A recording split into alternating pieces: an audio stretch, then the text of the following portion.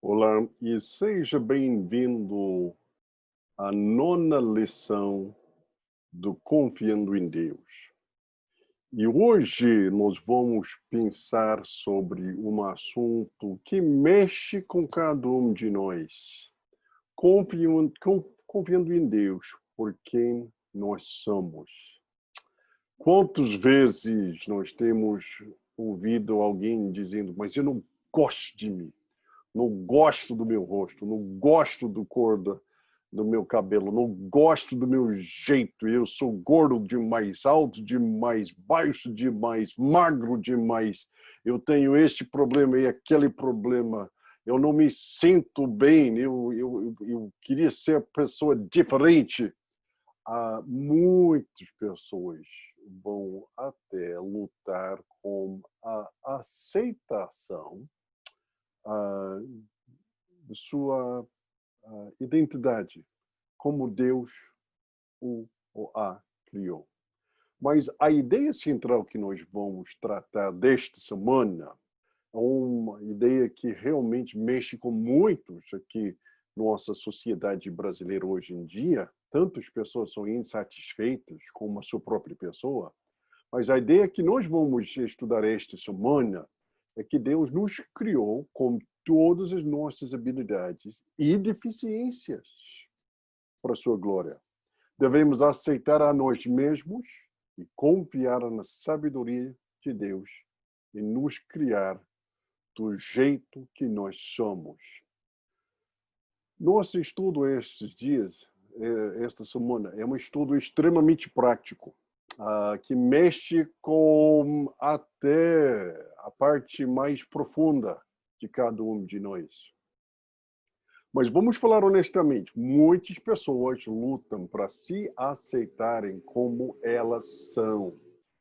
Para elas, a vida é apenas uma adversidade contínua, não de circunstâncias externas necessariamente, mas de quem elas são. Sua maior necessidade destas pessoas em confiar em Deus pode ser confiar em Deus por quem que eu sou. Para quem tem essa necessidade, sem dúvida, nosso trecho esta semana, Salmo 139, focalizando versículos 13 a 17, tem algumas coisas muito importantes e úteis a dizer a cada um de nós. O Salmo 139, 13 a 16, nos ensina que somos quem somos, porque o próprio Deus nos criou do jeito que somos, não por causa de um processo biológico impessoal. Davi diz a Deus, tu criaste o íntimo do meu ser e me teceste no ventre da minha mãe. O Davi, ele imagina Deus como mestre tecelão, trabalhando no ventre da nossa mãe. Davi também diz, tu criaste o íntimo do meu ser. A palavra hebraica para o íntimo do meu ser é literalmente os rins, uma palavra usada pelos judeus para expressar a sede de anseios e a sede dos desejos. A nova versão internacional diz que a palavra foi usada na linguagem hebraica para o centro das emoções e a sensibilidade moral.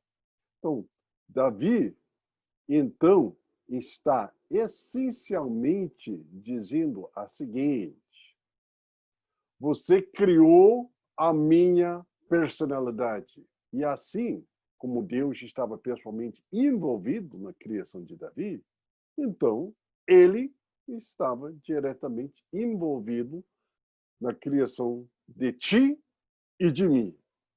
Se eu tenho dificuldade em me aceitar do jeito que Deus me fez, que me criou, então eu tenho uma controvérsia para com Deus.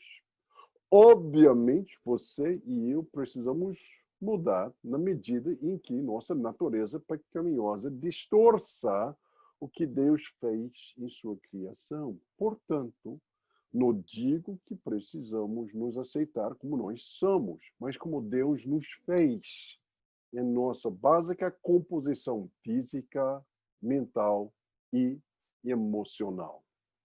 Faz favor de prestar precisão daquela declaração. Davi louvava a Deus não porque ele era bonito, mas porque Deus o fez. O Deus eterno, que é infinito em sua sabedoria, perfeito em seu amor, pessoalmente fez você e eu.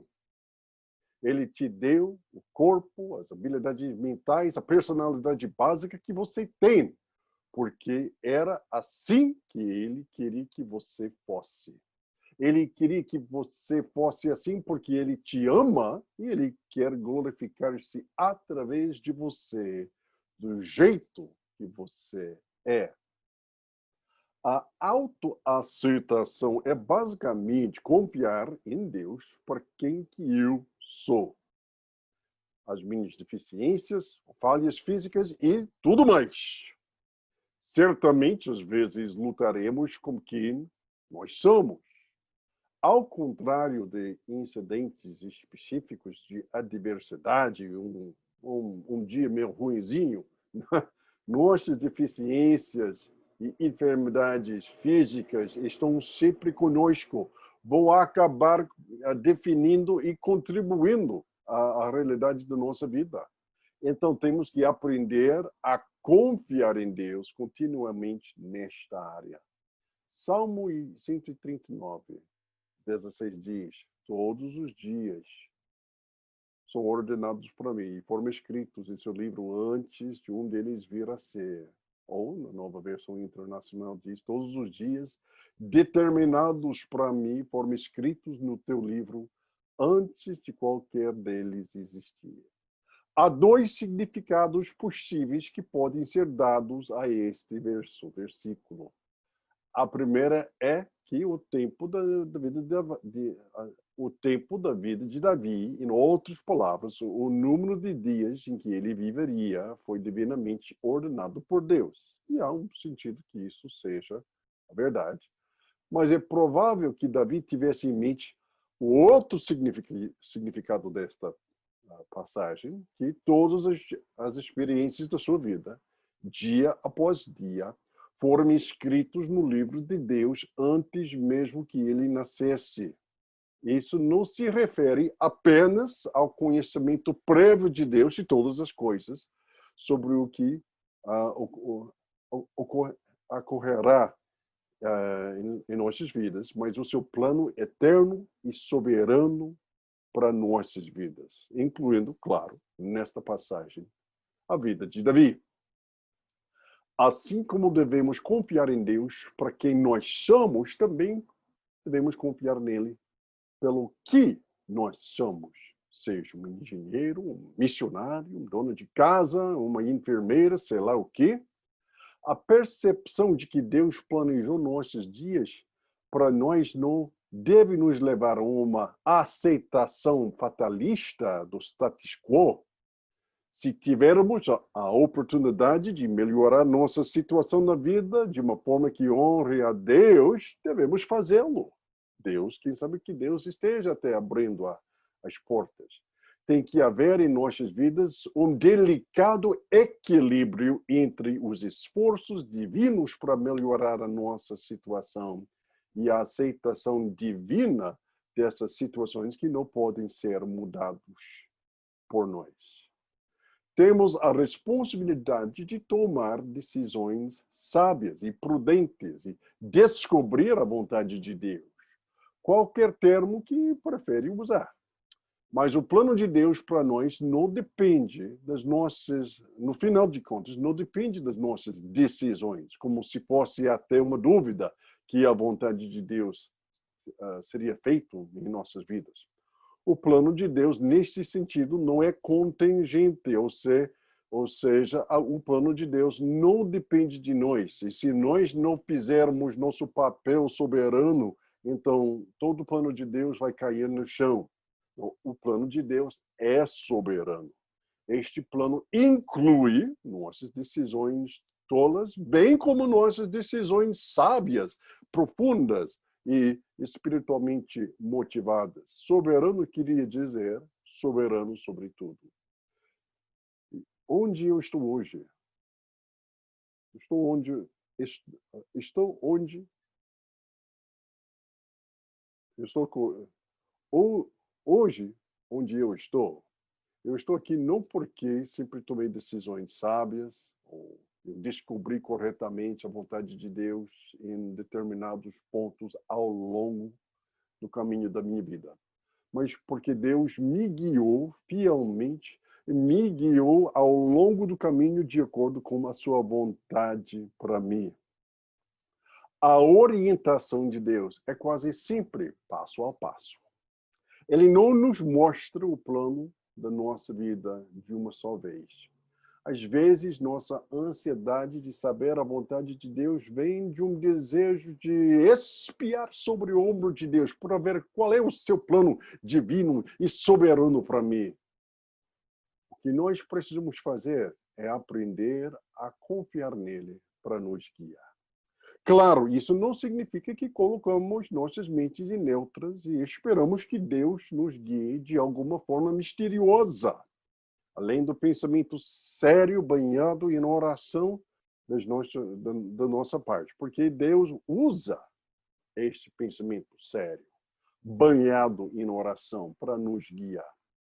Mas significa, como o Dr. J. E. Packer disse, Deus nos fez seres pensadores. Isso, você é um ser pensador. E ele guia nossas mentes enquanto pensemos nas coisas da nossa vida na presença dele. Deus guia nossas mentes enquanto estejamos pensando de acordo com a palavra dele. Ele não olha para baixo do céu em nossas lutas para conhecer a sua vontade e dizer: oh, espero que você faça a decisão certa. Não, em vez disso, em seu tempo, em seu jeito, de acordo com até o caminho estabelecido para nós. Ele nos guiará no caminho que ele tem determinado para nós. E isso nos dá confiança. Eu vou concluir com a palavra final.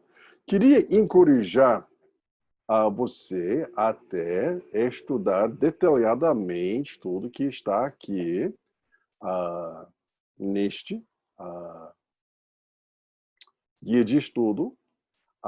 Queria pedir para você até ler todos os versículos, porque são de suma importância, porque a doutrina que eu estou falando não vem da minha mente, nem a mente de um professor humano. Estamos, de fato, falando exatamente o que a Bíblia diz. E isso nos dá até uma certa tranquilidade, porque ninguém é perfeito. Todos nós temos desafios, muitas vezes temos até desafios de saúde.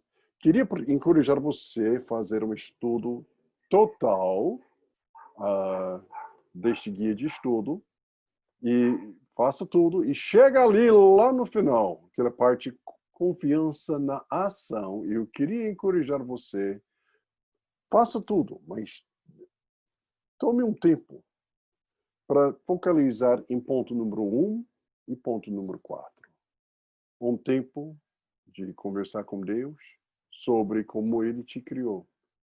Um tempo para até pedir a orientação de Deus na sua vida, de como se aceitar e como a sua criação pode ser usada para a honra e a glória de Deus. Você tem a sua história, eu tenho a minha história. E nós todos temos desafios. Muitas vezes aqueles desafios vão nos até deixar em depressão ou frustração. Mas, meu amigo, minha amiga, você foi criado por Deus. Isso é a fundação do seu valor. Isso é a fundação da sua identidade. Se descanse em Deus, que tem um plano para você, para usá-lo e conformá-lo cada vez mais na imagem de Cristo Jesus e usar sua vida no avanço do reino de Deus. Que Deus abençoe e até nossa próxima conversa.